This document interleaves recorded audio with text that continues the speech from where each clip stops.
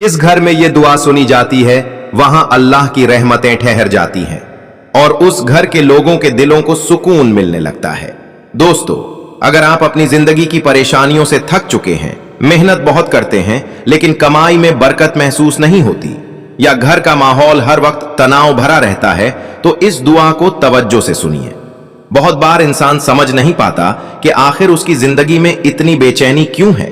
पैसा आता है लेकिन खर्चे खत्म नहीं होते, घर में छोटी छोटी बातों पर नाराजगी हो जाती है और इंसान अंदर से कमजोर महसूस करने लगता है।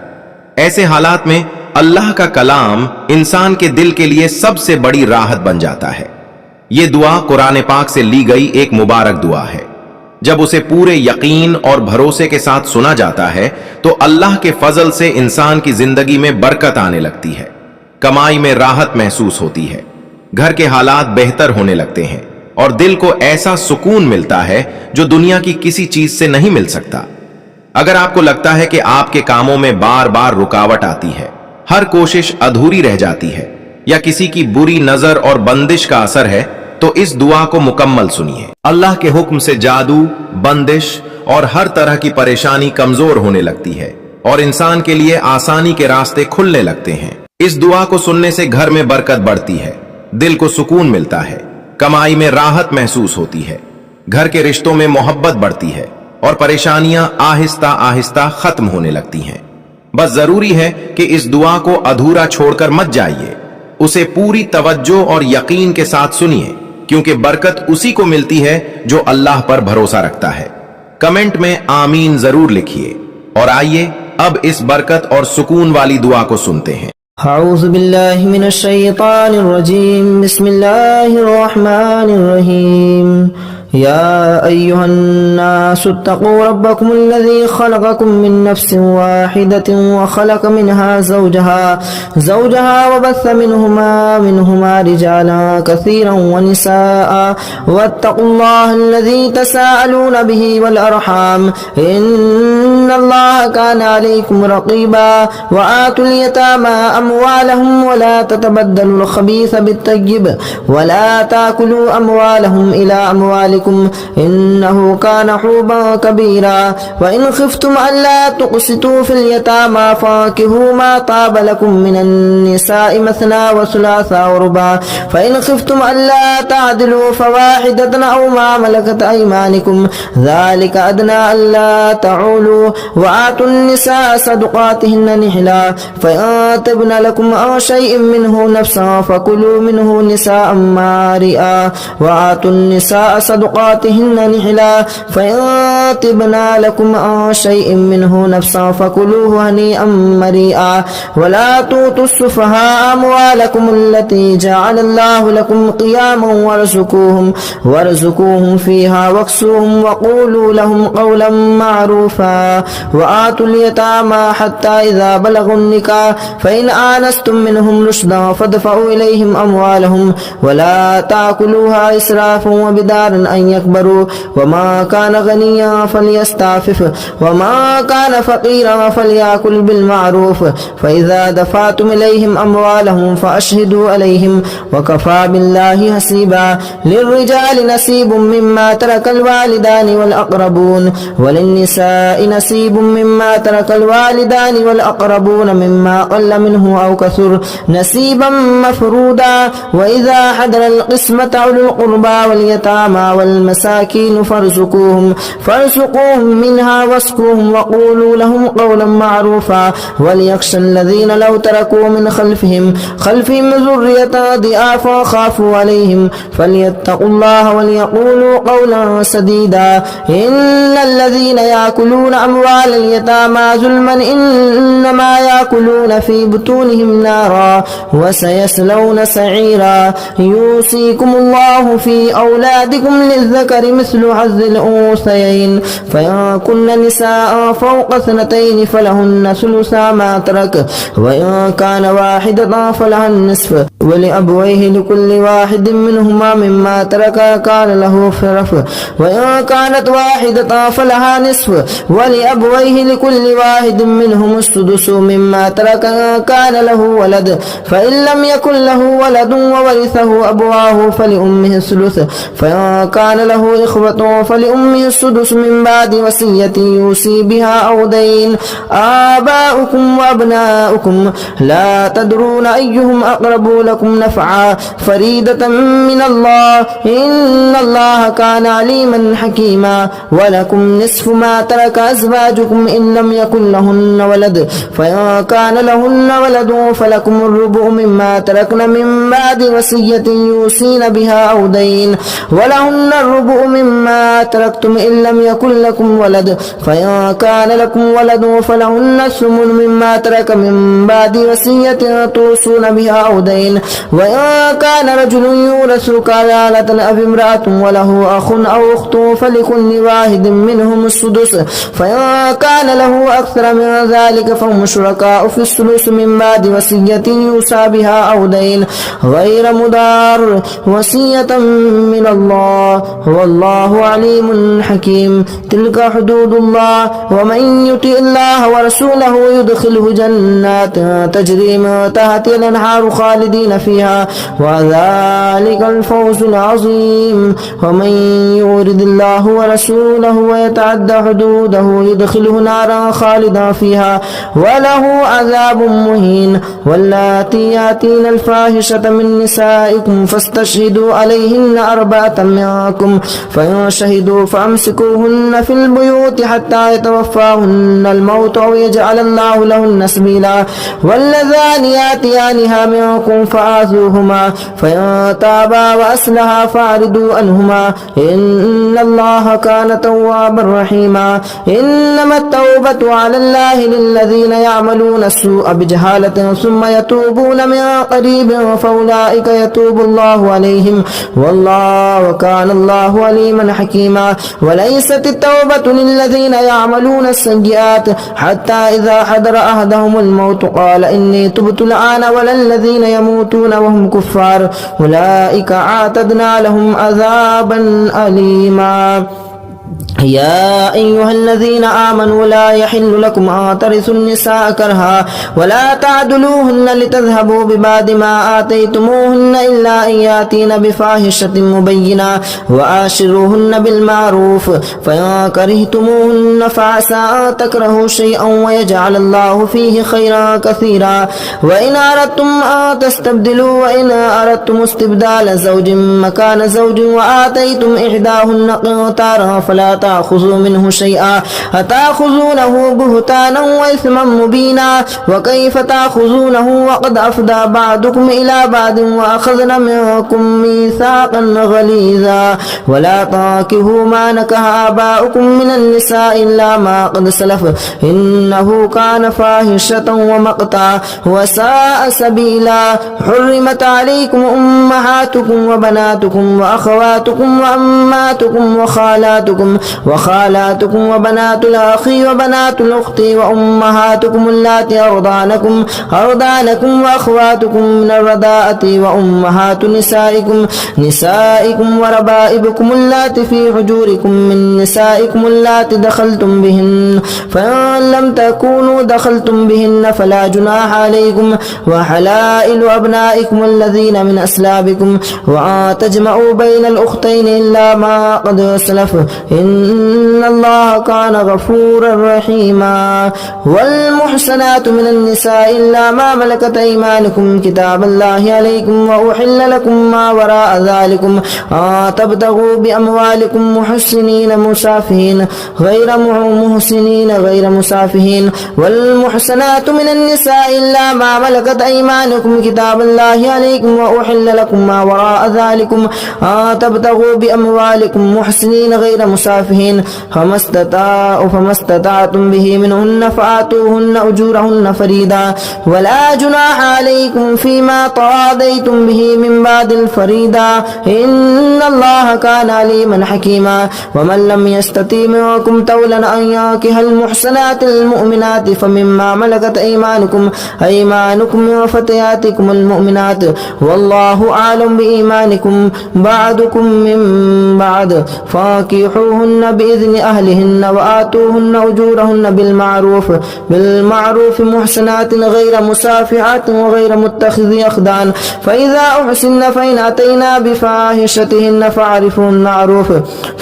أحسن فإن أتينا بفاحشتهن فعليهن نصف ما على المحسنات من العذاب ذلك لمن خشي الآنة منكم وأن تصبروا خير لكم والله غفور رحيم يريد الله ليبين لكم ويهديكم سنن الذين من قبلكم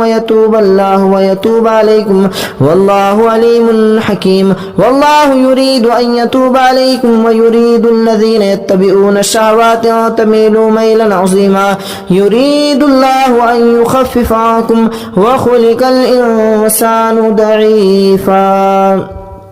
يا أيها الذين آمنوا لا تأكلوا أموالكم بينكم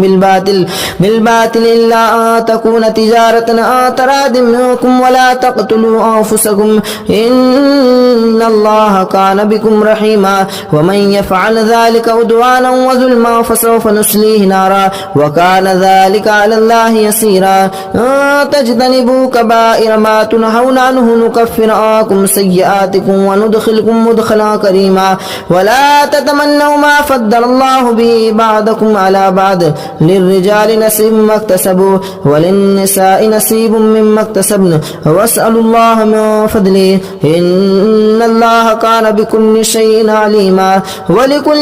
جعلنا موالي مما ترك الوالدان والأقربون والذين عقدت أيمانكم فآتوهم نصيبهم إن الله كان على كل شيء شهيدا الرجال قوامون على النساء بما فضل الله بعضهم على بعض وبما أنفقوا من أموالهم فالصالحات قانتات حافظات للغيب ما حفظ الله واللاتي تخافون نشوزهن فإذوهن واهجروهن في المضاجع واضربوهن فإن أطعنكم فلا تبغوا عليهن سبيلا إن الله كان عليما كبيرا وإن خفتم شقاق بينهما فابعثوا أحدكم من أهله وحكم من أهلها إن يريدا إصلاحا يوفق الله بينهما إن الله خبير بما تعملون واعبدوا الله ولا تشركوا به شيئا وبالوالدين إحسانا وبذي القربى واليتامى والمساكين والجار ذي القربى والجار ذي الجنب والصاحب بالجنب وابن السبيل وما ملكت أيمانكم إن الله لا يحب ما كان مختالا فخورا الذين يبتغون ويعمرون الناس بالبخل ويكتمون الذين يبخلون ويعمرون الناس بالبخل ويكتمون ما آتاهم الله من فضله وأعتدنا للكافرين عذابا مهينا والذين ينفقون أموالهم رياء الناس ولا يؤمنون بالله ولا باليوم الآخر ومن يكن الشيطان له قريبا فساء قريبا وماذا عليهم لو آمنوا بالله واليوم الآخر وأنفقوا مما رزقهم الله وكان الله بهم عليما إن الله لا يظلم مثقال ذرة وإن تك حسنة يضاعفها ويؤتي من لدنه أجرا عظيما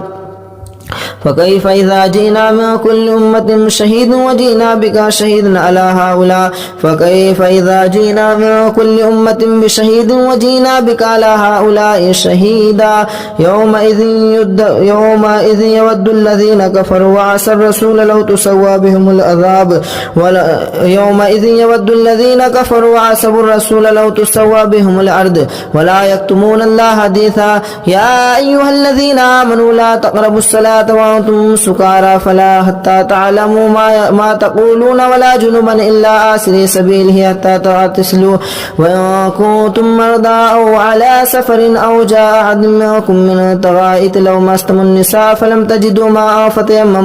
فتيمموا سعيدا طيبا فامسحوا بوجوهكم وأيديكم إن الله كان عفوا غفورا ألم تر إلى الذين أوتوا نصيبا من الكتاب يشترون الضلالة يريدون أن تضلوا السبيل والله أعلم بأعدائكم وكفى بالله وليا ولا وكفى بالله نصيرا من الذين هادوا يحرفون الكلم عن مواضعه ويقولون سمعنا وعصينا واسمع غير مسمع ورائنا ليا بألسنتهم وطعنا في دينهم ولو أنهم قالوا سمعنا وأطعنا واسمع وانظرنا لكان خيرا لهم وأعظم ولكن لعنهم الله بكفرهم فلا يؤمنون إلا قليلا يا أيها الذين أوتوا الكتاب آمنوا بما نزلنا مصدقا لما معكم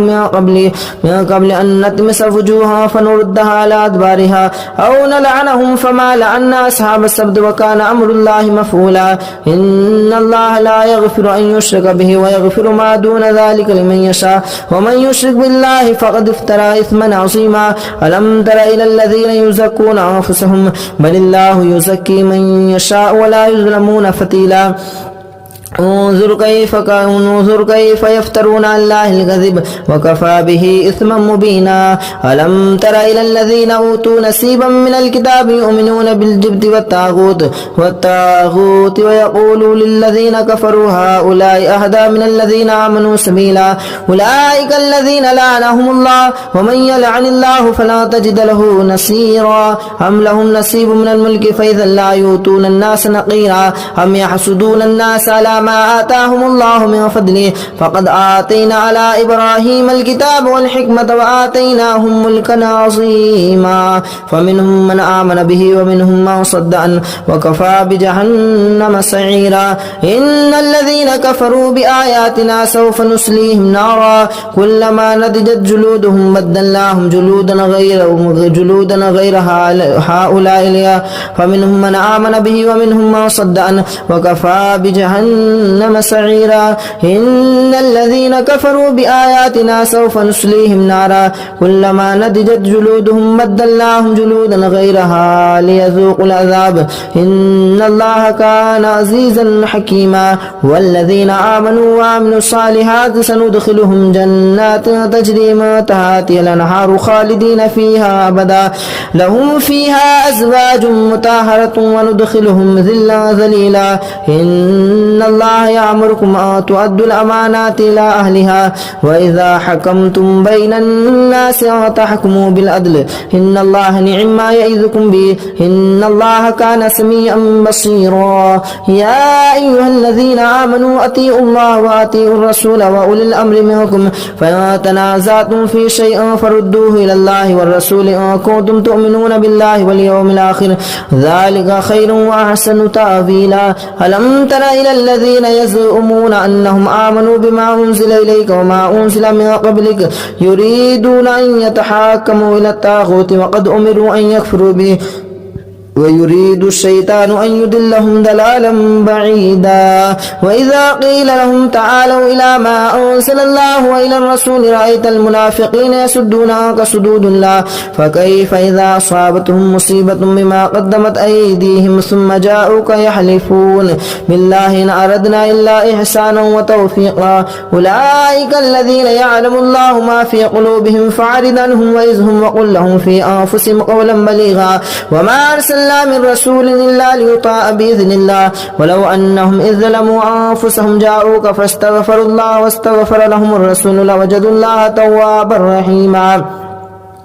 فلا وربك لا يؤمنون حتى يحكموك فيما شجر بينهم ثم لا يجدوا في أنفسهم حرجا مما قضيت ويسلموا تسليما ولو أنا كتبنا عليهم أن اقتلوا أنفسكم أو اخرجوا من دياركم ما فعلوه إلا قليل منهم ولو أنهم فعلوا ما يؤذون به لكان خيرا لهم وأشد تثبيتا وإذا لآتيناهم من لدن أجرا عظيما ولهديناهم صراطا مستقيما ومن يطع الله والرسول فأولئك مع الذين أنعم الله عليهم من النبيين والصديقين والشهداء والصالحين وحسن أولئك رفيقا ذلك الفضل من الله وكفى بالله عليما يا أيها الذين آمنوا خذوا حذركم فانفروا ثبات أو انفروا جميعا وإن منكم لمن ليبطئن فإن أصابتكم مصيبة قال قد أنعم الله علي إذ لم أكن معهم شهيدا ولئن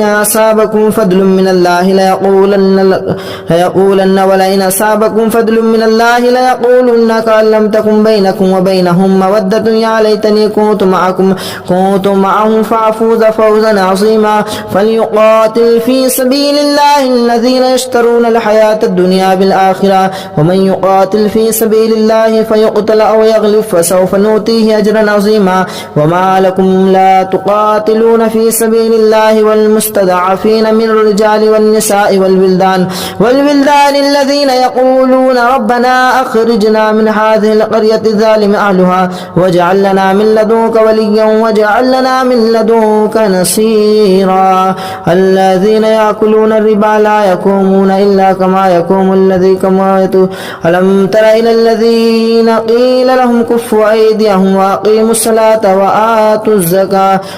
ألم تر إلى الذين قيل لهم كفوا أيديكم وأقيموا الصلاة وآتوا الزكاة فلما كتب عليهم القتال إذا فريق منهم يخشون الناس كخشية الله أو أشد خشية وقالوا ربنا لما كتبت علينا القتال لولا أخرتنا إلى أجل قريب قل متاع الدنيا قليل والآخرة خير لمن اتقى ولا تظلمون فتيلا أينما تكونوا يدرككم الموت ولو كنتم في بروج مشيدة وإن تصبهم حسنة يقول هذه من عند الله أينما تكونوا يدرككم الموت ولو كنتم في بروج مشيدة وإن تصبهم حسنة يقولوا هذه من عند الله وإن تصبهم سيئة يقولوا هذه من عند الله كل من عند الله فما لهؤلاء القوم لا يكادون يفقهون حديثا ما أصابك من حسنة فمن الله وما أصابك من سيئة فمن نفسك وأرسلناك للناس رسولا وكفى بالله شهيدا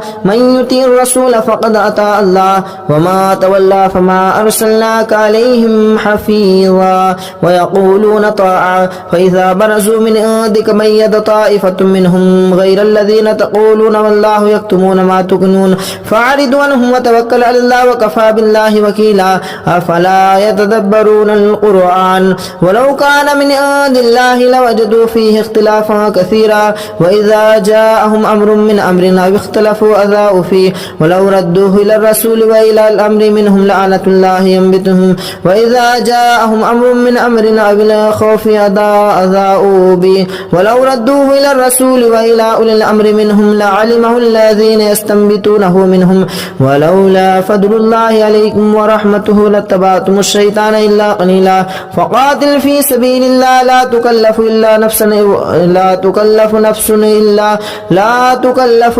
نفسها وحرد المؤمنين عسى الله أن يكف بعث الذين كفروا والله أشد بعثا وأشد تنكيلا من يشفع شفاعة حسنة يكن له نصيب منها ومن يشفع شفاعة سيئة يكن له نصيب منها وكان الله على كل شيء مقيتا وإذا حييتم بتحية فحيوا بأحسن منها أو ردوها إن الله كان على كل شيء حسيبا الله لا إله إلا هو ليجمعنكم إلى يوم القيامة لا ريب فيه ومن أصدق من الله حديثا فما لكم في المنافقين فئتين والله أركسهم بما كسبوا أتريدون أن تهدوا من أضل الله ومن يضلل الله فلا تجد له سبيلا ودوا لو تكفرون كما كفروا فتكونون سواء فلا تتخذوا منهم أولياء حتى يهاجروا في سبيل الله فإن تولوا فخذوهم واقتلوهم حيث وجدتموهم ولا تتخذوا منهم وليا ولا نصيرا إلا الذين يصلون إلى قوم بينكم وبينهم ميثاق أو جاءوكم حدثت صدورهم أو يقاتلوكم أو يقاتلوا قومهم ولو شاء الله لسلطهم عليكم فلقاتلوكم فإن اعتزلوكم فلم يقاتلوكم وألقوا إليكم السلام فما جعل لكم عليكم سبيلا ستجدون آخرين يريدون أن يعملوكم ويعملوا قومهم كلما ردوا إلى الفتنة أركسوا فيها فإن لم يعتزلوكم ويلقون إليكم السلام ويكفوا أيديهم فيأخذوهم واقتلوهم حيث ثقفتموهم وأولئكم جعلنا لكم عليهم سلطانا مبينا وما كان لمؤمن أن يقتل مؤمنا إلا خطأ وما قتل مؤمنا خطأ فتحرير رقبة مؤمنة ودية مسلمة إلى أهله إلا أن يصدقوا فإن كان من قوم عدو لكم وهو مؤمن فتحرير رقبة مؤمنة وإن كان من قوم بينكم وبينهم ميثاق فدية مسلمة إلى أهله وتحرير رقبة مؤمنة ومن لم يجد شهرين متتابعين توبة من الله والله عليما حكيما ومن يقتل مؤمنا متعمدا فجزاؤه جهنم خالدا فيها وغضب الله عليه ولعنه وأعد له عذابا عظيما يا أيها الذين آمنوا إذا ضربتم في سبيل الله فتبينوا ولا تقولوا لمن ألقى إليكم السلام لست مؤمنا تبتغون عرض الحياة الدنيا فعند الله مغانم كثيرة كذلك كنتم من قبل فمن الله عليكم فتبينوا إن الله كان بما تعملون خبيرا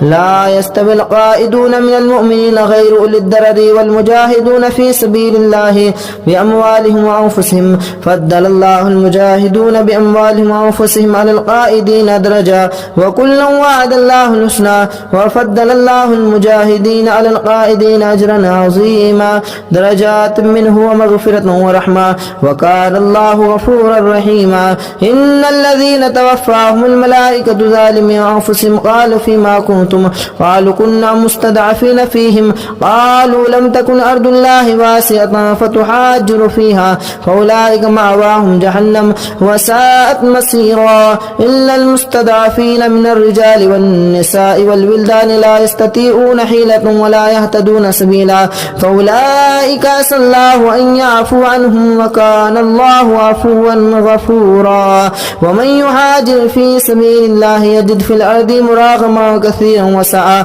ومن يخرج من بيته مهاجرا لله ورسوله ثم يدركه الموت فقد وقع أجره إلى الله وكان الله غفورا رحيما وإذا ضربتم في الأرض فليس عليكم جناح أن تقتلوا من صدقات وإذا ضربتم في الأرض فليس عليكم جناح أن تقصدوا من أصواتكم إن خفتم أن يفتنكم الذين كفروا إن الكافرين كانوا لكم عدوا مبينا وإذا كنت فيهم فأقمت لهم الصلاة فلتقم طائفة منهم معك وليأخذوا أسلحتهم فإذا سجدوا فليأكلوا من ورائكم ولتأتي طائفة أخرى لم يصلوا فليصلوا عليكم وليأخذوا حذركم وأسلحتكم ود الذين كفروا لو تغفلون عن أسلحتكم وأمتعتكم فيميلون عليكم ميلة واحدة ولا جناح عليكم إن كان بكم أو متم ولا جناح عليكم إن كان بكم أذى من مطر أو كنتم مرضى أن تضعوا أسلحتكم وخذوا حذركم إن الله أعد للكافرين عذابا مهينا فإذا قضيتم الصلاة فاذكروا الله قياما وقعودا وعلى جنوبكم فإذا اطمأننتم فأقيموا الصلاة إن الصلاة كانت على المؤمنين كتابا موقوتا ولا تهنوا في ابتغاء القوم تكونوا تعلمون فإنهم يعلمون كما تعلمون وترجون من الله ما لا يرجون وكان الله عليما حكيما إنا أنزلنا إليك الكتاب الحق لتحكم بين الناس بما أراكم الله ولا تكن للخائنين خصيما واستغفر الله إن الله كان غفورا رحيما ولا تجادل عن الذين يخافون عنهم إن الله لا يحب ما كان خوانا أثيما يستغفون من الناس ولا يستغفون من الله وهو معهم إذ يبيتون ما لا يرضى من القول وكان الله بما يعملون محيطا ها أنتم هؤلاء جادلتم عنهم في الحياة الدنيا فمن يجادل الله عنهم يوم القيامة أم من يكون عليهم وكيلا ومن يعمل سواء أو يظلم نفسه ثم يستغفر الله يجد الله غفورا رحيما ومن يكسب فإنما يكسبه على نفسه وكان الله عليما حكيما ومن يكسب خطيئة أو إثما ثم يوم به بريء منهم فقد احتمل بهتانا وإثما مبينا ولولا فضل الله عليك ورحمته لحمت طائفة منكم أن يضلوك وما يضلون إلا أنفسهم وما يضرون من شيء وأنزل الله عليك الكتاب والحكمة وعلمك ما لم تكن تعلم وكان فضل الله عليك عظيما لا لا خير في كثير من نجواهم إلا من أمر بصدقة أو معروف أو إصلاح بين الناس ومن يفعل ذلك ابتغاء مرضات الله فسوف نؤتيه أجرا عظيما ومن يشاقق الرسول من بعد ما تبين لهم الهدى ويتبع غير سبيل المؤمنين نوله ما تولى ونصليه جهنم وساءت مسيرا إن الله لا يغفر أن يشرك به ويغفر ما دون ذلك لمن يشاء ومن يشرك بالله فقد ضل ضلالا بعيدا إن يدعون من دونه إلا إناثا وإن يدعون إلا شيطانا مريدا لعنه الله وقال لأتخذن من عبادك نصيبا مفرودا ولأضلنهم ولأمنينهم ولآمرنهم فليبتكن آذان الأنعام ولآمرنهم فلا يغيرن خلق الله ومن يتخذ الشيطان وليا من دون الله فقد خسر خسرانا مبينا يعدهم ويمنيهم وما يعدهم الشيطان إلا غرورا أولئك مأواهم جهنم ولا يجدون عنها محيصا والذين آمنوا وعملوا الصالحات سندخلهم جنات تجري من تحتها الأنهار خالدين فيها أبدا وعد الله حقا ومن أصدق من الله قيلا ليس بأمانيكم ولا أماني أهل الكتاب من يعمل سوءا يجز به ولا يجد له من دون الله وليا ولا نصيرا ومن يعمل من الصالحات من ذكر أو أنثى وهو مؤمن فأولئك يدخلون الجنة ولا يظلمون نقيرا ومن أحسن دينا ممن أسلم وجهه لله وهو محسن واتبع ملة إبراهيم حنيفا واتخذ الله إبراهيم خليلا ولله ما في السماوات وما في الأرض وكان الله بكل شيء محيطا ويستفتونك في النساء قل الله يفتيكم فيهن وما يتلى عليكم في الكتاب في يتامى النساء اللاتي لا تؤتونهن ما كتب لهن وترغبون وتنكحوهن والمستضعفين من الولدان وتقوموا لليتامى بالقسط وما تفعلوا من خير فإن الله كان به عليما وإن امرأة خافت من بالها نشوزا أو إيرادا فلا جناح عليهما أن يصلحا بينهما صلحا والصلح خير وأهدرت الأنفس الشح وإن تحسنوا وتتقوا فإن الله كان بما تعملون خبيرا ولا تستطيعوا تعدلوا بين النساء ولو حرصتم فلا تميلوا كل الميل فتذروها كالمعلقة وإن تصلحوا وتتقوا فإن الله كان غفورا رحيما وإن يتفرقا يغني الله كلا من سعته وكان الله واسعا حكيما ولله ما في السماوات وما في الأرض ولقد وصينا الذين أوتوا الكتاب من قبلكم وإياكم أن اتقوا الله وإن تكفروا فإن لله ما في السماوات وما في الأرض وكان الله غنيا حميدا ولله ما في السماوات وما في الأرض وكان الله وكفى بالله وكيلا إن يشاء يذهبكم أيها الناس ويأتي بآخرين وكان الله على ذلك قديرا ما كان يريد ثواب الدنيا فنعم الله ثواب الدنيا والآخرة ما كان يريد ثواب الدنيا فعند الله ثواب الدنيا والآخرة وكان الله سميعا بصيرا يا أيها الذين آمنوا كونوا قوامين بالقسط شهداء لله ولو على أنفسكم أو الوالدين والأقربين إن يكن غنيا أو فقيرا فالله أولى بهما فلا تتبعوا الهوى وتعدلوا وإن تلفوا أو تردوا فإن الله كان بما تعملون خبيرا يا أيها الذين آمنوا بالله ورسوله والكتاب الذي نزل على رسوله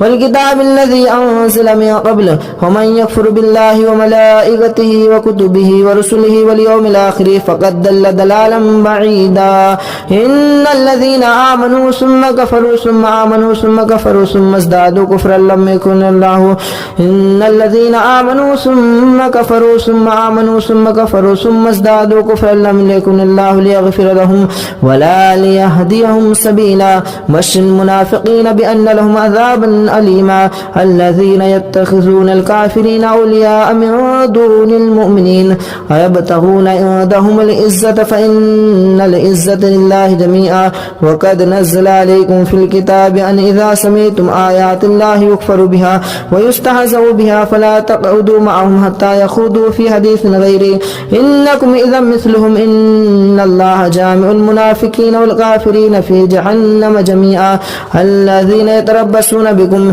فإن كان لكم فتح من الله قالوا ألم نكن معكم وإن كان الكافر نصيب قالوا ألم نستحوذ عليكم ونمنعكم من المؤمنين فالله يحكم بينكم يوم القيامة ولن يجعل الله للكافرين على المؤمنين سبيلا إن المنافقين يخادعون الله وهو خادعهم وإذا قاموا إلى الصلاة قاموا كسالى يراءون الناس ولا يذكرون الله إلا قليلا مذبذبين بين ذلك لا إله إلا هؤلاء ولا إله هؤلاء ومن يضل الله فلا تجد له سبيلا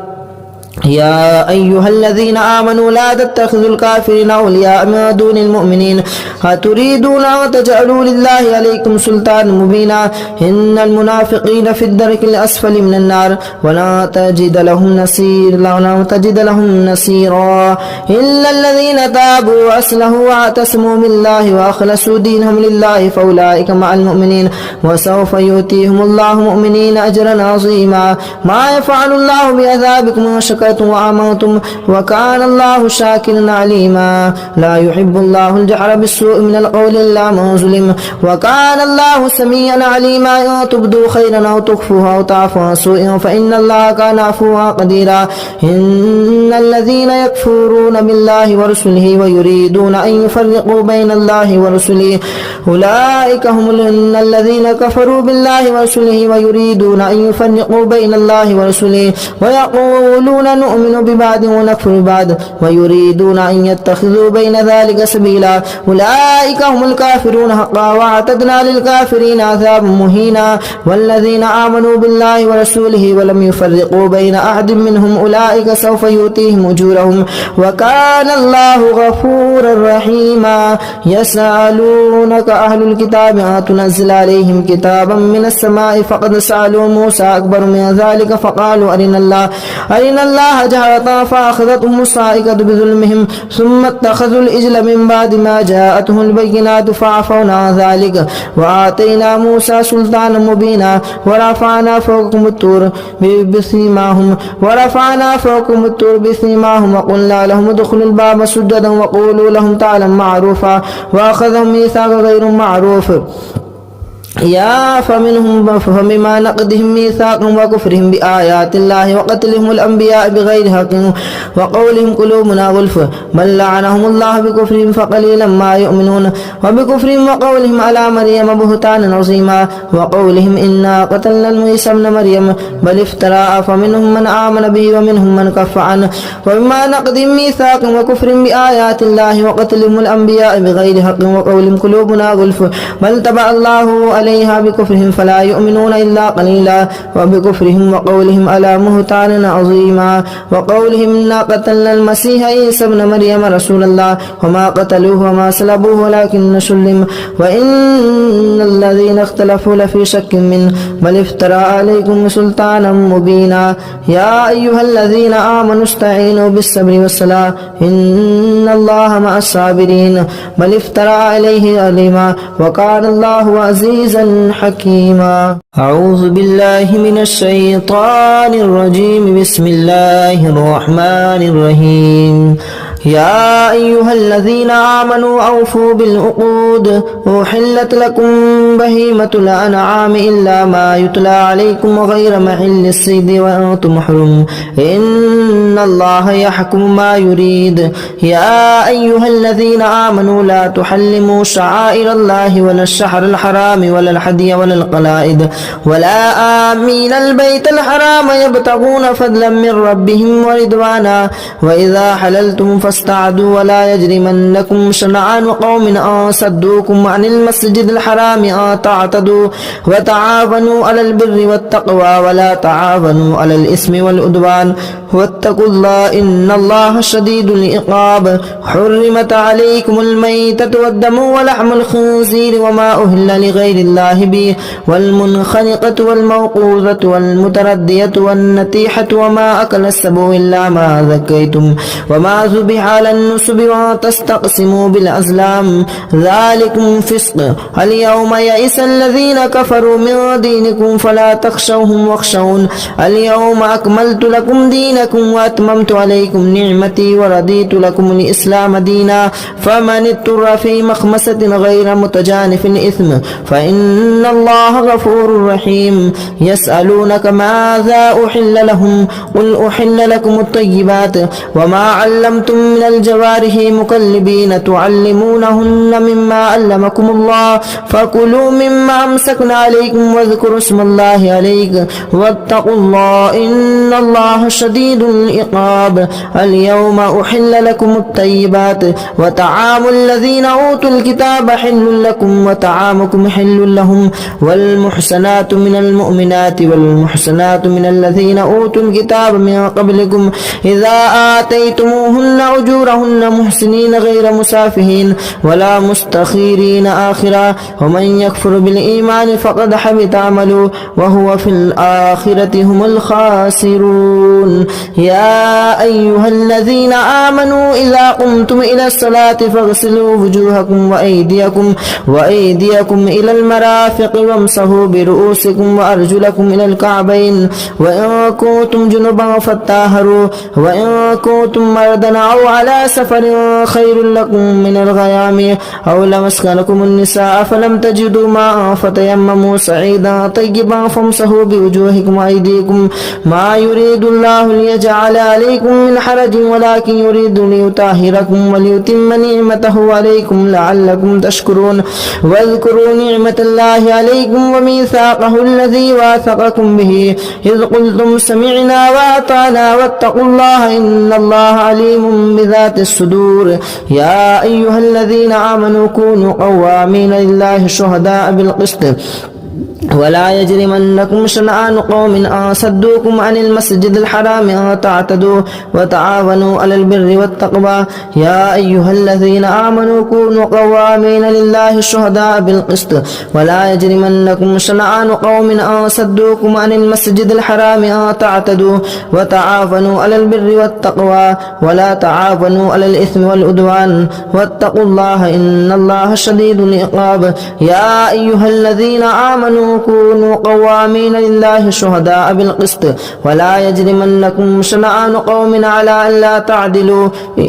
اعدلوا هو أقرب للتقوى واتقوا الله إن الله خبير بما تعملون. وعد الله الذين آمنوا وعملوا الصالحات لهم مغفرة وأجر عظيم والذين كفروا وكذبوا بآياتنا أولئك أصحاب الجحيم. يا أيها الذين آمنوا اذكروا نعمة الله عليكم إذ هم قوم أن يبسطوا إليكم أيديهم فكف أيديهم عنكم واتقوا الله وعلى الله فليتوكل المؤمنون. ولقد أخذ الله ميثاق بني إسرائيل وبعثنا منهم 12 نقيبا وقال الله إني معكم لئن أقمتم الصلاة وآتيتم الزكاة وآمنتم برسلي وأزرتموهم وأقرضتم الله قرضا حسنا لأكفر عنكم سيئاتكم ولأدخلنكم جنات تجري من تحتها الأنهار فما كفر بعد ذلك منكم فقد ضل سواء السبيل. وبما نقضهم ميثاقهم لعناهم وجعلنا قلوبهم قاسية يحرفون الكلم عن مواضعه ونسوا حظا مما ذكروا به. ولا يجرمنكم أن تطهروا ولا تزالوا تطلعوا على خاناتكم منكم إلا قليلا منهم فاعفوا عنهم واستغفروا لهم إن الله يحب المحسنين. ومن الذين قالوا إنا نصارى أخذنا ميثاقهم فنسوا حظا مما ذكروا به فأغرينا بينهم بينهم العداوة والبغضاء إلى يوم القيامة وسوف ينبئهم الله بما كانوا يصنعون يا أهل الكتاب قد جاءكم رسولنا يبين لكم كثيرا مما كنتم تخفون من الكتاب ويعفو عن كثير قد جاءكم من الله نور وكتاب مبين يهدي به الله من اتبعه ودار رضوانه سبلا ويخرجنكم من الظلمات إلى النور بإذن ربهم ويهديهم إلى صراط مستقيم لقد كفر الذين قالوا إن الله هو المسيح ابن مريم قل فمن يملك من الله شيئا إن أراد بكم أو أراد بكم مثلا لقد كفر الله قالوا إنه هو السميع العليم قل من يملك من السماء شيئا إلا أن أراد أن يهلي من المرسينة لقد كفر الذين قالوا إن الله هو المسيح ابن مريم قل فمن يملك من الله شيئا إن أراد أن يهلك المسيح ابن مريم وأمه وما في الأرض جميعا ولله ملك السماوات والأرض وما بينهما يخلق ما يشاء والله على كل شيء قدير وقالت اليهود والنصارى نحن أبناء الله وأحباؤه قل فلم يعذبكم بذنوبكم بل أنتم بشر ممن خلق يغفر لمن يشاء ويعذب من يشاء ولله ملك السماوات والأرض وما بينهما وإليه المصير يا أهل الكتاب قد جاءكم رسولنا يبين لكم كثيرا من الرسل أن تقولوا ما جاءنا من البشير والنذير فقد جاءكم بشير ونذير والله على كل شيء قدير وإذ قال موسى لقومه يا قوم اذكروا نعمة الله عليكم إذ جعل فيكم أنبياء وجعلكم ملوكا وآتاكم ما لم يؤت أحدا من العالمين يا قوم ادخلوا الجنة المقدسة يا قوم ادخلوا الأرض المقدسة التي كتب الله لكم ولا ترتدوا على أدباركم فتنقلبوا خاسرين قالوا يا موسى إنا فيها قوم جبارين وإنا لن ندخلها حتى يخرجنا منها فإن يخرجنا منها فإنا داخلون قال رجلان من الذين يخافون أنعم الله عليهم ادخلوا عليهم الباب فإذا دخلتموه فإنكم غالبون وعلى الله فليتوكلوا إن كنتم مؤمنين قالوا يا موسى إنا لن ندخلها أبدا ما داموا فيها فادخلوا أنت وداخلون قالوا يا موسى إنا لن ندخلها أبدا ما داموا فيها فاذهب أنت وربك فقاتلا إنا هنا قائدون قال رب إني لا أملك إلا نفسي وأخي فافرق بيننا وبين القوم الفاسقين قال فإنها محرمة عليهم 40 سنة يتيهون في الأرض فلا تأس على القوم الفاسقين واتل عليهم نبأ ابني آدم بالحق إذ قربنا قلنا يا بأوا بكم واتل عليهم نبأ ابني آدم بالحق إذ قربا قربانا فتقبل من أحدهما ولم يتقبل من الآخر قال لا تقبل من الآخر لئن بسطت إلي لئن بسطت واتل عليهم نبأ ابني آدم بالحق إذ قربا قربانا فتقبل من أحدهما ولم يتقبل من الآخر قال أقتلنك قال إنما يتقبل الله من المتقين لئن بسطت إلي يدك لتقتلني ما أنا بباسط يدي لأقتلك إني أخاف الله رب العالمين إني أريد أن تبوء بإثمي وإثمك فتكون من أصحاب النار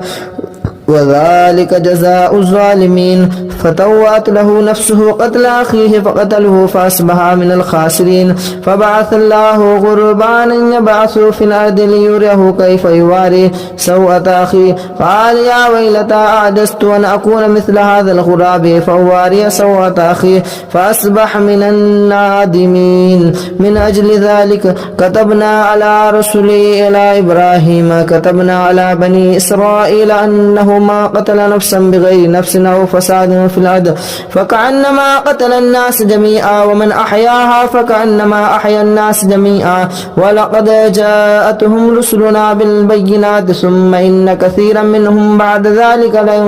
لمفسدون إنما جزاء الذين يحاربون الله ورسوله ويسعون في الأرض فسادا أن يقتلوا أو يصلبوا أو تقطع أيديهم وأرجلهم من خلاف أو ينفوا من الأرض ذلك لهم خزي في الدنيا وهم في الآخرة عذاب عظيم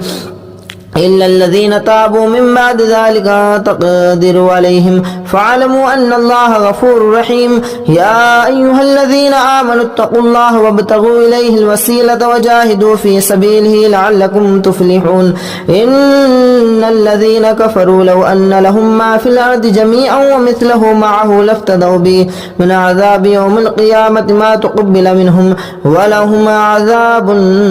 يريدون أن يخرجوا من النار وما هم بخارجين من النار ولهم عذاب مقيم والسارق والسارقة فاقطعوا أيديهما جزاء بما كسب نكالا من الله والله عزيز حكيم فما تاب من بعد ظلمه وأصلح فإن الله يتوب عليهم إن الله غفور رحيم ألم تعلم أن الله له ملك السماوات والأرض يعذب من يشاء ويغفر لمن يشاء ويعذب من يشاء ويعذب من يشاء ولم تعلم أن الله له ملك السماوات والأرض يعذب من يشاء ويغفر لمن يشاء والله على كل شيء قدير يا أيها الرسول لا يحزنك الذين يصارعون في الكفر من الذين قالوا آمنا بأفواههم ولم تؤمن قلوبهم ومن الذين هادوا سماعون للكذب سماعون لقوم آخرين لم يأتوك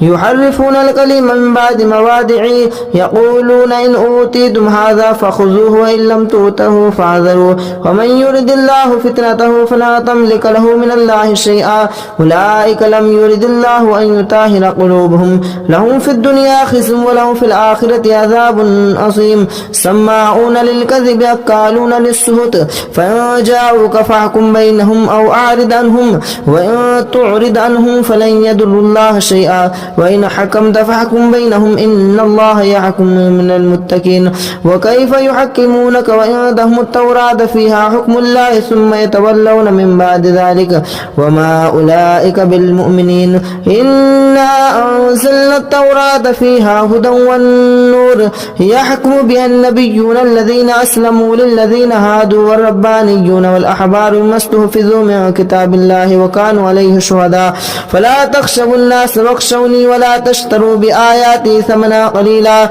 ومن لم يحكم بما أنزل الله فأولئك هم الكافرون وكتبنا عليهم فيها أن النفس بالنفس والعين بالعين والأنف بالأنف والأذن بالأذن والسن بالسن والجروح قصاص فما تصدق به فهو خير كفارة الله ومن لم يحكم بما أنزل الله فأولئك هم الظالمون وقفينا على آثارهم بعيسى ابن مريم مصدقا لما بين يديه من التوراة وآتيناه الإنجيل فيه هدى والنور ومصدقا لما بين يديه من التوراة وهدى وموعظة للمتقين وليحكم أهل الإنجيل بما أنزل الله فيه ومن لم يحكم بما أنزل الله فأولئك هم الفاسقون وأنزلنا إليك الكتاب بالحق مصدقا لما بين يديه من الكتاب ومهيمنا عليه فاحكم بينهم بما أنزل الله ولا تتبعوا أهواءهم أما جاءك من الحق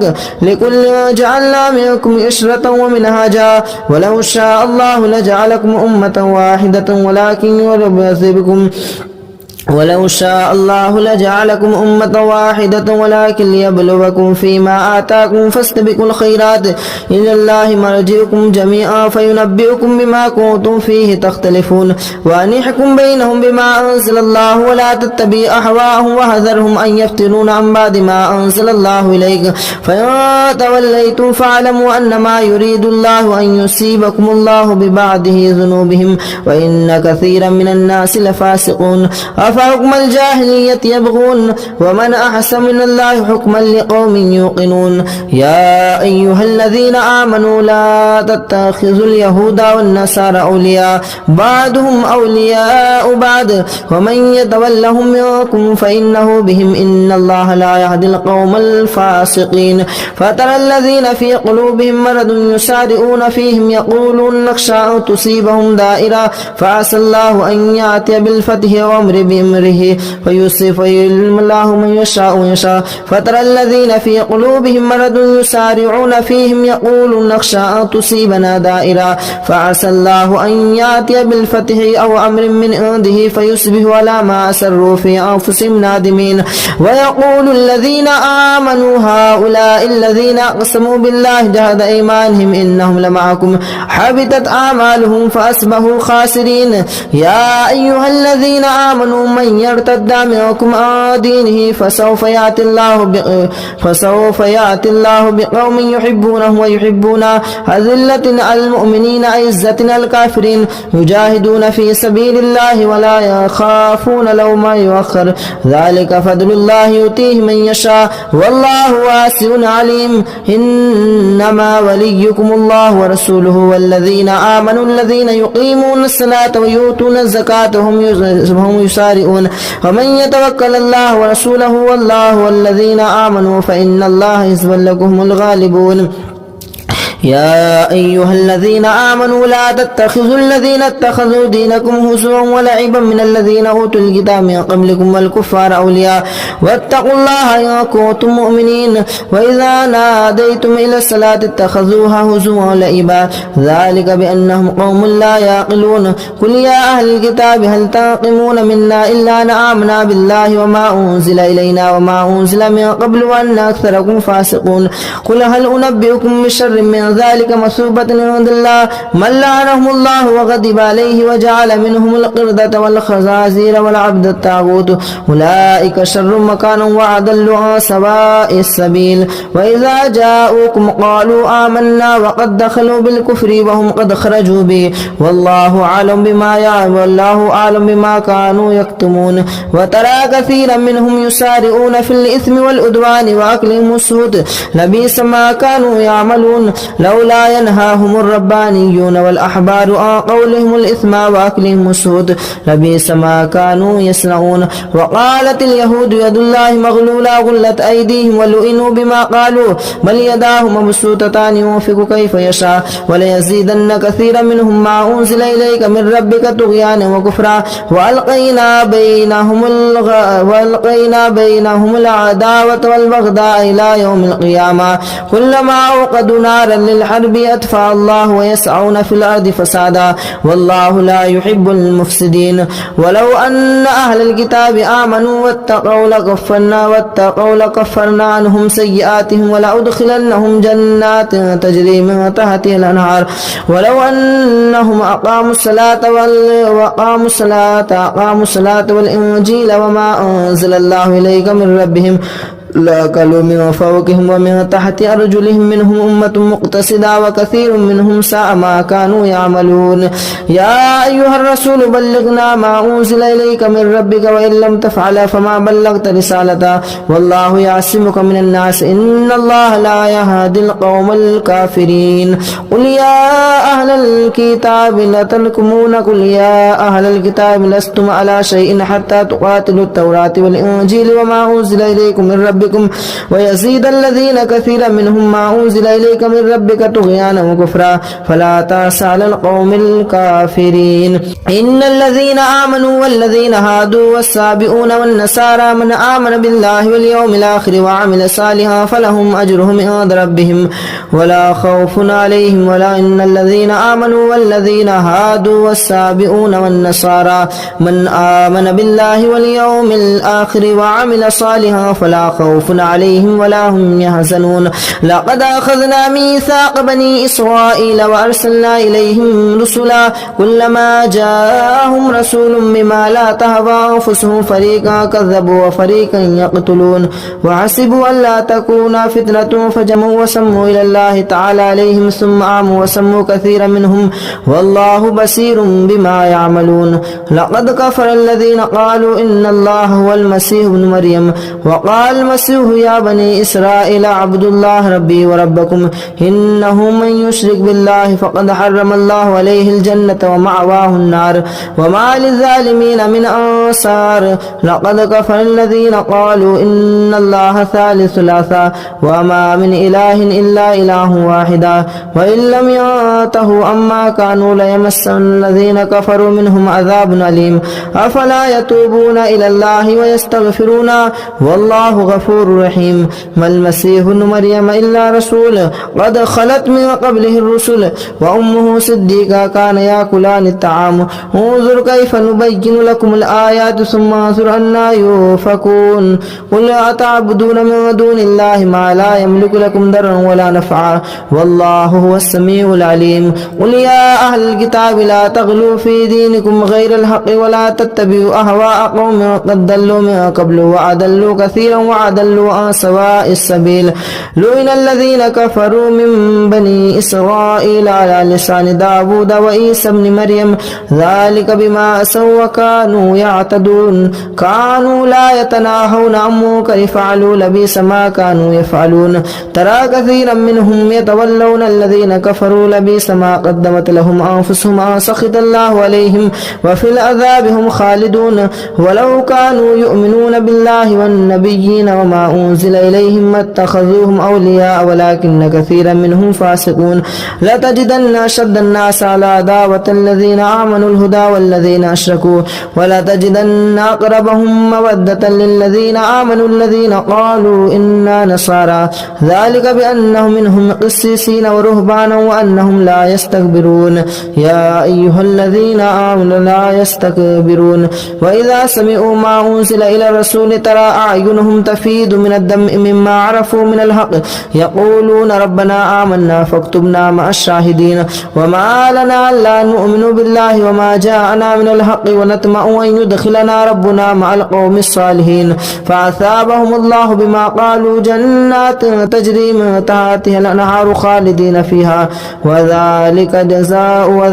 جزاء المحسنين والذين كفروا وكذبوا بآياتنا أولئك أصحاب الجحيم يا أيها الذين آمنوا لا تحرموا طيبات ما أحل الله لكم ولا تعتدوا إن الله لا يحب المعتدين وكلوا مما رزقكم الله حلالا طيبا واتقوا الله الذي أنتم به مؤمنون لا يؤاخذكم الله باللغو في أيمانكم ولكن يؤاخذكم بما عقدتم الأيمان فكفارته إطعام 10 مساكين من أوسط ما تطعمون أهليكم أو كسوتهم أو تحرير رقبة فمن لم يجد فصيام 3 أيام ذلك كفارة أيمانكم إذا حلفتم واحفظوا أيمانكم كذلك يبين الله لكم آياته لعلكم تشكرون يا أيها الذين آمنوا إنما الخمر والميسر والأنصاب والأزلام رجس من عمل الشيطان فاجتنبوه لعلكم تفلحون إنما يريد الشيطان أن يوقع بينكم العداوة والبغضاء في الخمر والميسر ويصدكم عن ذكر الله وعن الصلاة فهل أنتم منتهون وأطيعوا الله وأطيعوا الرسول واحذروا فإن توليتم فاعلموا أنما على رسولنا البلاغ المبين ليس عليكم جناح أن تبتغوا فضلا من ربكم ليس على الذين آمنوا وعملوا الصالحات جناح فيما طعموا إذا ما اتقوا وآمنوا وعملوا الصالحات ثم اتقوا وآمنوا ثم اتقوا وأحسنوا والله يحب المحسنين يا أيها الذين آمنوا ليبلونكم الله بشيء من الصيد تناله أيديكم ورماحكم ليعلم الله من يخافه بالغيب فمن اعتدى بعد ذلك فله عذاب أليم يا أيها الذين آمنوا لا تقتلوا الصيد وأنتم حرم وما قتله منكم متعمدا فجزاء مثل ما قتل من النعيم يحكم به ذوى عدل منكم هديا بالغ الكعبة وكفارة طعام مساكين وعدل ذلك صياما ليذوق وبال أمره عفى الله عما سلف ومن عاد فينتقم الله منه والله عزيز ذو انتقام أحل لكم صيد البحر وطعامه متاعا لكم وللسير وحرم عليكم أهل لكم ليلة الصيام الرفث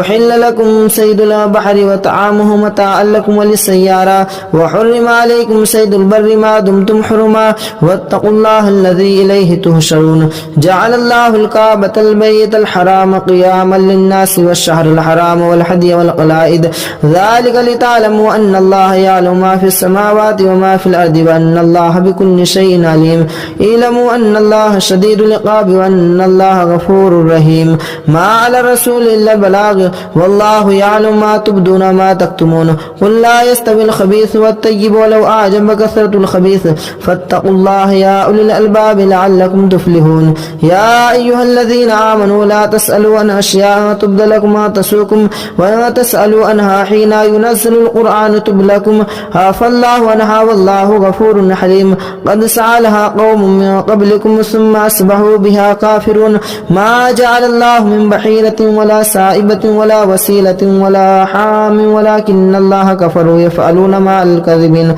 وأكثرهم لا يعقلون وإذا قيل لهم تعالوا إلى ما أنزل الله وإلى الرسول قالوا حسبنا ما وجدنا عليه آباءنا أولو كان آباؤهم لا يعقلون شيئا ولا يهتدون يا أيها الذين آمنوا عليكم أنفسكم لا يضركم ما ضل إذا اهتديتم إلى الله مرجعكم ينبئكم بما كنتم تعملون يا أيها الذين آمنوا شهادة بينكم إذا حضر أحدكم الموت حين الوصية اثنان ذوى عدل منكم أو آخران من غيركم إن أنتم ضربتم في الأرض فأصابتكم مصيبة الموت تحبسونهما من بعد الصلاة فيقسمان بالله إن ارتبتم لا نشتري به ثمنا ولو كان ذا قربى ولا نكتم شهادة الله إنا إذا لمن الآثمين فإن أثر على أنهم استحق إثما فآخران يقومان مقامهما من الذين استحق عليهم الأوليان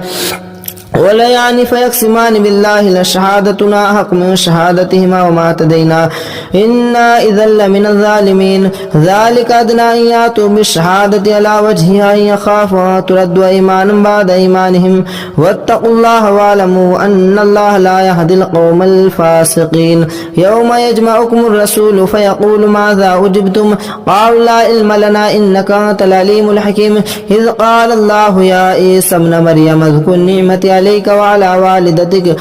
إذ أيدتك بروح القدس تكلم الناس في المهد وكهلا وإذ علمتك الكتاب والحكمة والتوراة والإنجيل وإذ تخلق من الطين كهيئة الطير بإذني فتنفخ فيها فتكون طيرا بإذني وتبرئ الأكمه والأبرص بإذني وإذ تخرج الموت بإذني وإذ كففت بني إسرائيل عنك إذ جئتهم بالبينات فقال الذين كفروا منهم إن هذا إلا سحر مبين وإذ أوحيت إلى الحواريين أن آمنوا بي وبرسولي قالوا آمنا واشهد بأننا مسلمون إذ قال الحواريون يا عيسى ابن مريم هل يستطيع ربك أن ينزل علينا مائدة من السماء قال اتقوا الله إن كنتم مؤمنين قالوا نريد أن نأكل منها وتطمئن قلوبنا ونعلم قد صدقتنا ونكون عليها من الشاهدين قال عيسى ابن مريم اللهم ربنا أنزل علينا مائدة من السماء قال الله إن الله وإذ قال الله يا عيسى ابن مريم أنت قلت للناس تكفر قالوا سبحانك لا أقول لكم بالله إن كنتم تقولون ما كنت لكم إلا من أوتي به أن اعبدوا الله وكنتم به شهيد منكم إن تعذبكم ففريقا كذبتم قال الله هذا يوم ينفع صادق لهم جنات تجري من تحت الأنهار خالدين فيها أبدا رضي الله عنهم ورضوا عنه لله ملك السماوات وما في الأرض وهو على كل شيء قدير. أعوذ بالله من الشيطان الرجيم بسم الله الرحمن الرحيم الذين كفروا وصدوا عن سبيل الله أضل أعمالهم والذين آمنوا وعملوا الصالحات وآمنوا بما نزل على محمد وهو الحق من ربهم كفر عنهم سيئاتهم وأصلح بالهم ذلك بأن الذين كفروا اتبعوا الباطل وأن الذين آمنوا اتبعوا الحق من ربهم كذلك يضرب الله للناس أمثالهم فإذا لقيتم الذين كفروا فصرب الرقاب حتى إذا أثخنتوهم فشدوا الوثاق فإما منا بعد وإما فداء حتى نضع الحرب أوزارها ذلك ولو يشاء الله لانتصر منهم ولكن ليبلو بعضهم ببعض والذين قتلوا في سبيل الله فلن يضل أعمالهم سيهديهم ويصلح بالهم ويدخلهم الجنة أرفها لهم يا أيها الذين آمنوا إن تنصروا الله ينصركم ويثبت أقدامكم والذين كفروا فتعسا لهم وأضل أعمالهم ذلك بأنهم كرهوا ما أنزل الله فأحبط أعمالهم أفلم يسيروا في الأرض فينظروا كيف كان عاقبة الذين من قبلهم دمر الله عليهم وللكافرين أمثالها ذلك بأن الله مولى الذين آمنوا وأن الكافرون لمولى لهم إن الله يدخل الذين آمنوا وعملوا الصالحات جنات تجري من تحتها الأنهار والذين كفروا يتمتعون ويأكلون كما تأكل الأنعام والنار مثوى لهم وكأي من قرية هي أشد قوة من قريتك التي أخرجت أهلكناهم فلا ناظر لهم أفمن كان على بينة من ربه كمن زين له سوء عمله واتبعوا أهواءهم مثل الجنة التي وعد المتقون فيها أنهار من ماء غير آس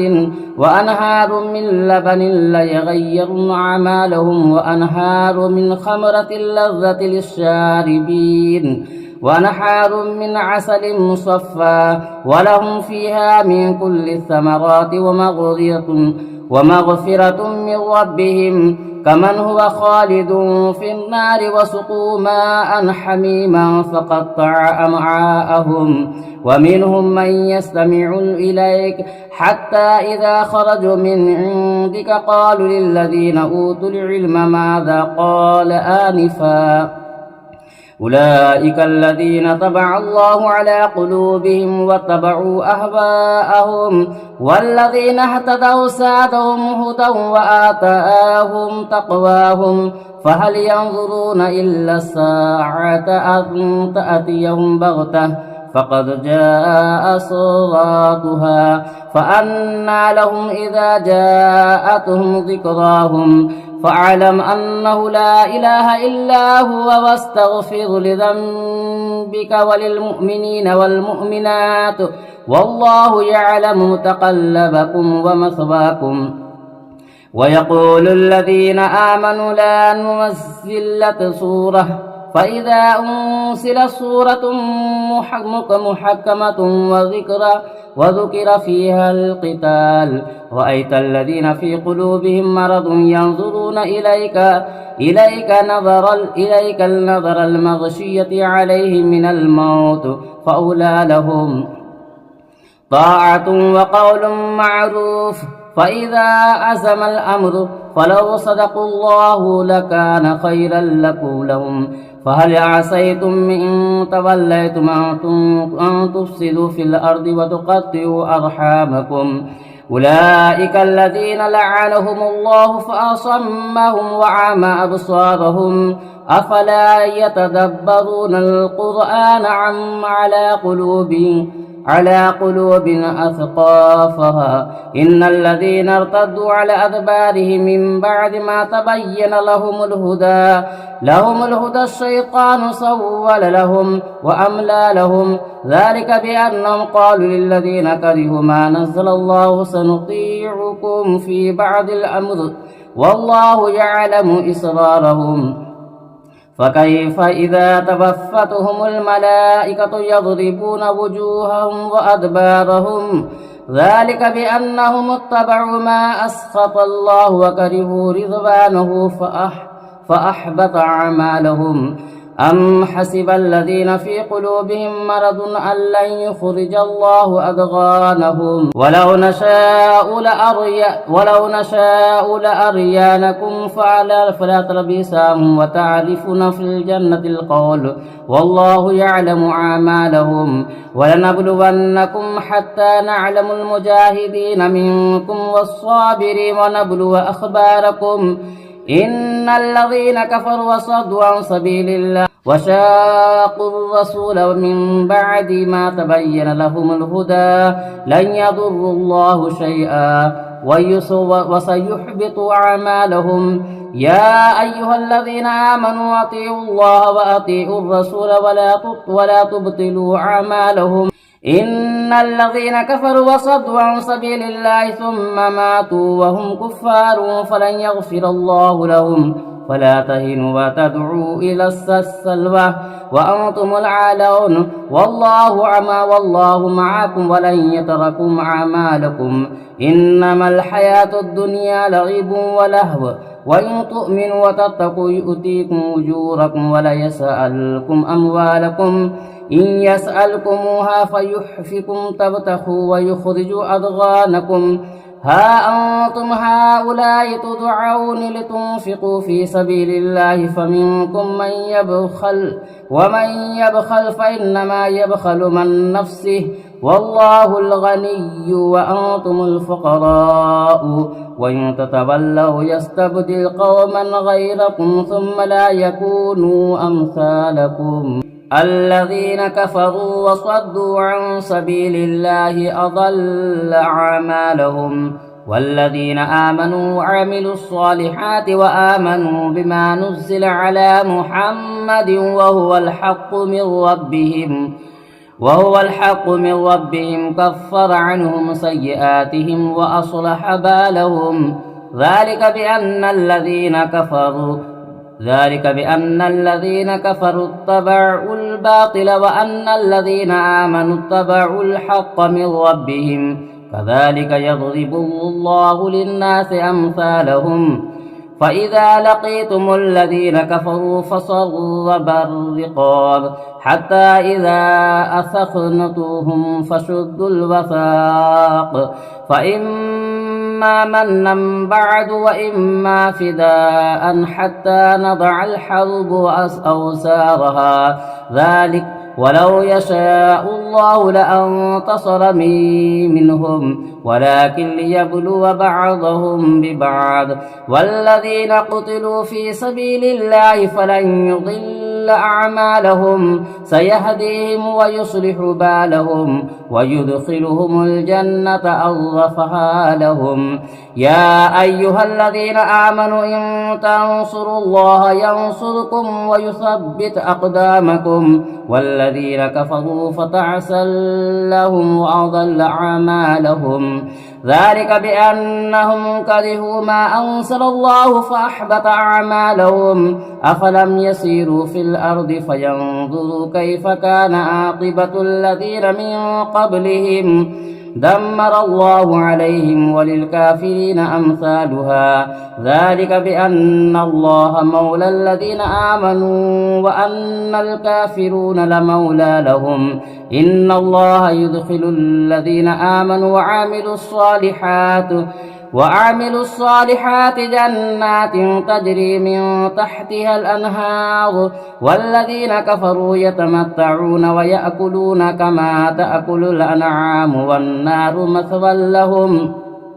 وكأي من قرية هي أشد قوة من قريتك التي أخرجتك أهلكناهم فلا ناظر لهم. أفمن كان على بينة من ربه كمن زين له سوء عمله واتبعوا أهواءهم. مثل الجنة التي وعد المتقون فيها أنهار من ماء غير آسن وأنهار من لبن لا يغير أعمالهم وأنهار من خمرة لذة للشاربين ونحار من عسل مصفى ولهم فيها من كل الثمرات ومغفرة من ربهم كمن هو خالد في النار وسقوا ماء حميما فقطع أمعاءهم ومنهم من يستمع إليك حتى إذا خرجوا من عندك قالوا للذين أوتوا العلم ماذا قال آنفا أولئك الذين طبع الله على قلوبهم واتبعوا أهواءهم والذين اهتدوا زادهم هدى وآتاهم تقواهم فهل ينظرون إلا الساعة أن تأتيهم بغتة فقد جاء صراطها فأنى لهم إذا جاءتهم ذكراهم فاعلم أنه لا إله إلا هو واستغفر لذنبك وللمؤمنين والمؤمنات والله يعلم متقلبكم ومثواكم ويقول الذين آمنوا لا ننزل سورة فإذا أنزلت سورة محكمة وذكر فيها القتال رأيت الذين في قلوبهم مرض ينظرون إليك النظر المغشية عليهم من الموت فأولى لهم طاعة وقول معروف فإذا عزم الأمر فلو صدقوا الله لكان خيرا لهم فهل عسيتم إن توليتم أن تفسدوا في الأرض وتقطعوا أرحامكم أولئك الذين لعنهم الله فأصمهم وعمى أبصارهم أفلا يتدبرون القرآن عم على قلوب أثقافها إن الذين ارتدوا على أدبارهم من بعد ما تبين لهم الهدى الشيطان سول لهم وأملى لهم ذلك بأنهم قالوا للذين كرهوا ما نزل الله سنطيعكم في بعض الأمر والله يعلم إسرارهم فكيف إذا توفتهم الملائكة يضربون وجوههم وأدبارهم ذلك بأنهم اتبعوا ما أسخط الله وكرهوا رضوانه فأحبط أعمالهم أم حسب الذين في قلوبهم مرض أن لن يخرج الله أضغانهم ولو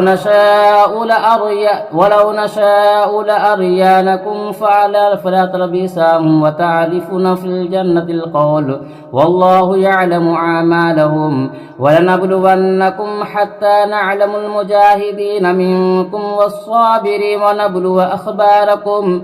إن الذين كفروا وصدوا عن سبيل الله وشاقوا الرسول من بعد ما تبين لهم الهدى لن يضروا الله شيئا وسيحبط أعمالهم يا أيها الذين آمنوا أطيعوا الله وأطيعوا الرسول ولا تبطلوا أعمالهم إن الذين كفروا وصدوا عن سبيل الله ثم ماتوا وهم كفار فلن يغفر الله لهم فلا تهنوا وتدعوا إلى السلوى وأنتم العالون والله معكم ولن يتركم أعمالكم إنما الحياة الدنيا لعب ولهو وإن تؤمنوا وتتقوا يؤتيكم أجوركم ولا يسألكم أموالكم إن يسألكموها فيحفكم تبتخوا ويخرجوا أضغانكم ها أنتم هؤلاء تدعون لتنفقوا في سبيل الله فمنكم من يبخل ومن يبخل فإنما يبخل من نفسه والله الغني وأنتم الفقراء وإن تتولوا يستبدل قوما غيركم ثم لا يكونوا أمثالكم